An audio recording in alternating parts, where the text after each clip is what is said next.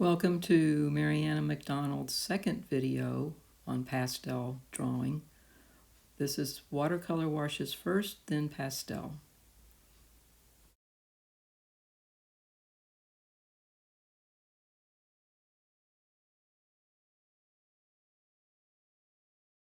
Hey gang, here's my second instructional video. Today it's going to be mixed media. I'm starting on UART 400 grit paper with a light gray wash on it, and I'm going to add a watercolor wash on top of that and then pastel on top of that. So it'll be mixed media.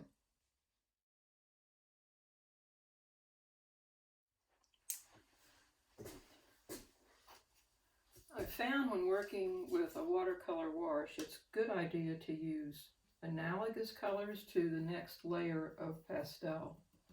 So where the clouds, as you can see in my plein air piece up here, the clouds may be kind of a blue-gray. I'll start with a purple wash. You know how much I love purple. And yeah, I'm doing this with a upright easel, which means it's gonna run, but it's just the underpainting. So the runs may make something more interesting than if I had tried to do an underpainting with just pastel.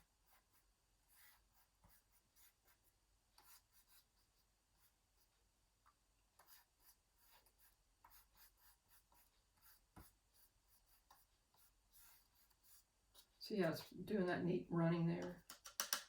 Maybe add a little lighter color up here. I like to have a paper towel handy in case it starts dripping into an area I really don't want it to drip into. Like that. I'm not too thrilled with that. Oh, there it goes again.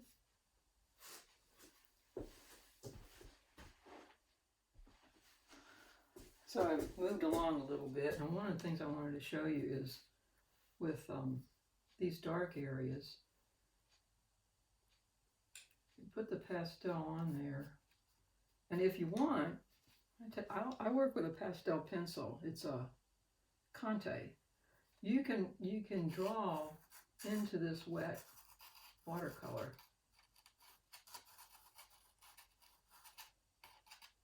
And kind of reestablish your shapes.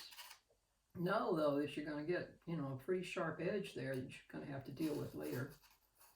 Otherwise it'll look like a comic book drawing, with those dark edges. But you can go in there with your watercolor and come back and deal with those pastel pencil edges.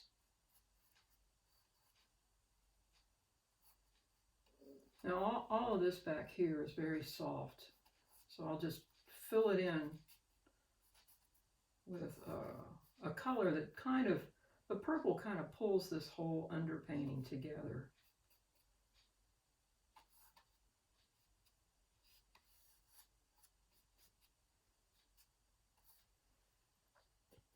The purple underpainting on these dark trees, that purple will be nice. You don't want to get the watercolor too thick because you don't want to fill up the texture of the paper.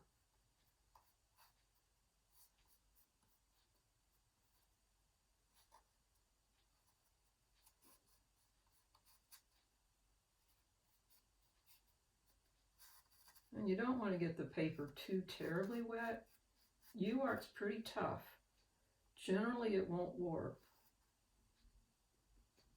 If you get it really, really wet, it might warp a little bit.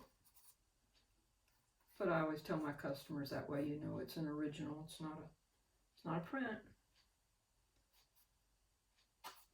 Okay.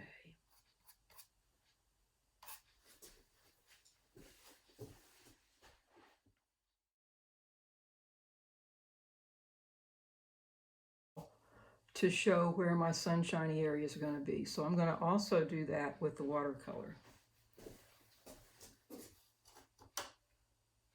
Kind of an orange, a muted orange.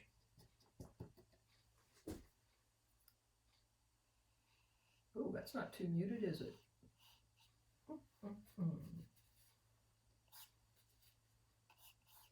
Well, one thing about watercolor, it always dries lighter. And with pastel, you want to go from dark to light. So I don't want this underpainting to be too light. In fact, I'm a little bit concerned it might be. And my design is a modified Z.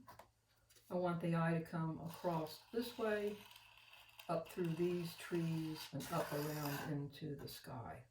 So that's why particularly this line is important, because it's a counterbalance to all of these lines. So here, here, and here, that's my intention.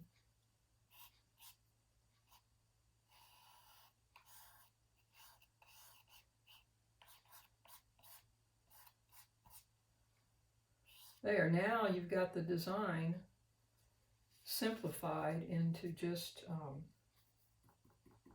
pretty much 3 colors. You've got your purple for your darks, orange for your sunshiny areas, and of course the sky, which actually has some pink in it. There. Now just let that dry, and then we'll come back in. I think I'll make the sky, the actual sky, a little darker. Because you see in my plein air piece, you can see how here, even with the pastel, it's on a pastel matte paper. And it's, of course, it's the brownish color paper. So I've got the darker blue there.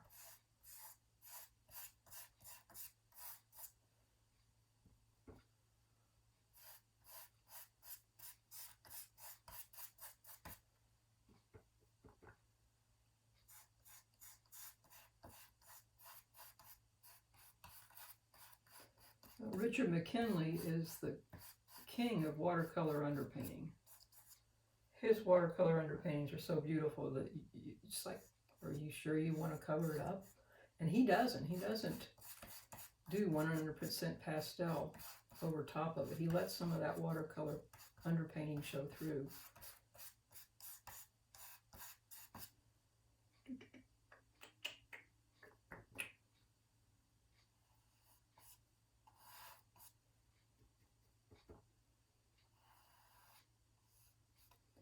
One thing I really like about watercolor underpaintings, it kind of moves the whole thing along more quickly than if you just start out with pastel. And I'll show you what I mean as soon as this dries. There.